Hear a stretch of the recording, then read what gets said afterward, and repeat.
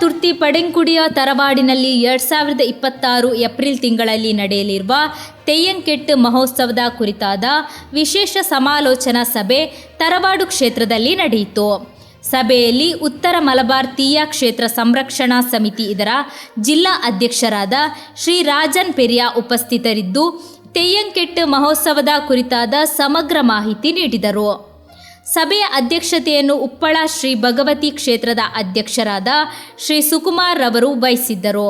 ಕನಿಲ ಶ್ರೀ ಭಗವತಿ ಕ್ಷೇತ್ರದ ಅಧ್ಯಕ್ಷರಾದ ಶ್ರೀ ವಿಶ್ವನಾಥ ಕುದುರು, ಜೀರ್ಣೋದ್ಧಾರ ಸಮಿತಿ ಅಧ್ಯಕ್ಷರಾದ ಶ್ರೀ ಪದ್ಮನಾಭ ಕಡಪ್ಪರ, ಅಡ್ಕ ಶ್ರೀ ಭಗವತಿ ಕ್ಷೇತ್ರದ ಪ್ರಧಾನ ಕಾರ್ಯದರ್ಶಿ ಶ್ರೀ ಜಯಂತ ಬಂದ್ಯೋಡ್, ದೇವದಾಸ್ ಕೊಲ್ಯ, ತರವಾಡು ಅಧ್ಯಕ್ಷರಾದ ಶ್ರೀ ಸುಂದರ ಪೆರುವಾಡು, ಕಾರ್ಯದರ್ಶಿ ಶ್ರೀ ರಾಘವ ಮುಟ್ಟಂ ಇವರು ಉಪಸ್ಥಿತರಿದ್ದರು.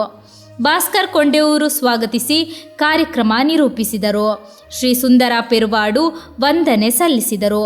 ಕಾರ್ಯಕ್ರಮದಲ್ಲಿ ಕ್ಷೇತ್ರ ಆಚಾರ ಪಟ್ಟವರಾದ ಶ್ರೀ ಹರಿಪ್ರಸಾದ್ ಬೆಲ್ಚಪ್ಪಾಡರು ಉಪಸ್ಥಿತರಿದ್ದರು.